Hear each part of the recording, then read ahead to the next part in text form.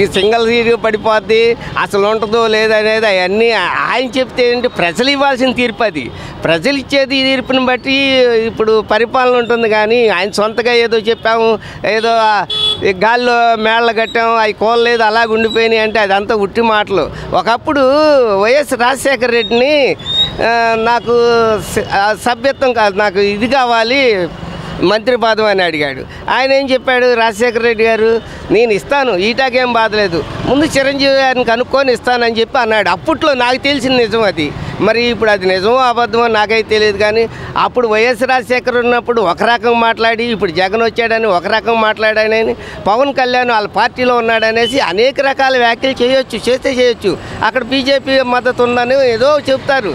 కానీ ఏదేమైనా కానీ ప్రజలు ఇచ్చే తీర్పుని బట్టి మనం ఫాలో అవుతాం. కానీ నువ్వు చెబితే అవుతుందో, నేను చెబితే అవుతుంది, ఆయన శిల్క జోషి ఆయన చెప్పడంలో జరిగిపోటాకే ఇలాంటి దివిదృష్టిండా అని చెప్పినంతవరకు నిజం అవుతాయి. ఎన్నికలు అంటే అవి జరుగుతాయో లేదో అదంతా నమ్మకం లేని పని. అది చెప్పలేము. దాని గురించి నాకంత అవగాహన లేదు. నాకు తెలిసినంతవరకు జరగవు అనుకుంటున్నా. సీట్లు ఇచ్చేయన్న సంగతి అది పక్కన పెట్టండి. అది ఎవరు చేశారు, ఎలా జరిగింది అనేది నిజానికి ప్రతి ఒక్కరికి తెలుసు. ఎన్నికల కమిషనర్ ఉన్నాడు, తర్వాత నిమ్మగడ్డ రమేష్ ఉన్నాడు, చంద్రబాబు నాయుడు ఉన్నాడు, మోడీ ఉన్నారు. వీళ్ళు ఏం చేశారనేది ఎవరికి తెలియదు. అప్పుడు ఈఎంలు ఎన్ని కొన్నారు, అన్ని కొన్నామన్నాడు. మరి ఏమైనాయి? 24, 28 ఈఎంలు మాయమైనాయి. ఎక్కడైపోయినాయి? ఓటింగ్ ఎక్కడుంది? అసలు పోలింగ్ అయిన దానికంటే ఎక్కువ ఓటింగ్ కనపడుతుంది. అది ఎంతవరకు నిజం? మహానుభావులు అంటే ఆయన వరకు మహానుభావుడు కాదేమో.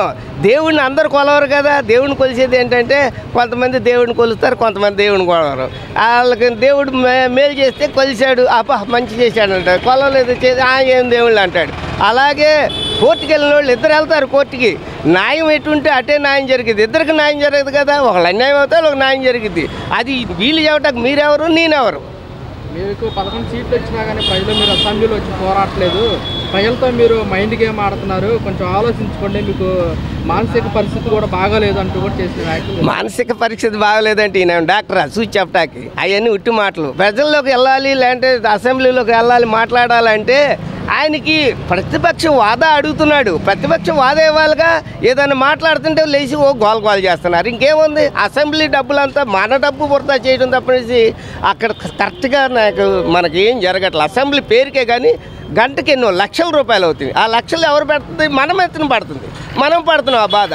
వాళ్ళు ఏంటి అక్కడ కూర్చున్నాడు, వాళ్ళు గోలగాలు చేస్తున్నారు. కానీ నెల వచ్చేళ్ళకి ఎమ్మెల్యేలు కానీ ఎంపీలు కానీ వాళ్ళ నిధులు, వాళ్ళ డబ్బు, వాళ్ళ జీతాలు తీసేసుకుంటారు. పోయేది ఎవరంటే సామాన్య మానవుడు, పేదవాడు తప్పనిసి ఎవ్వరు లేదు.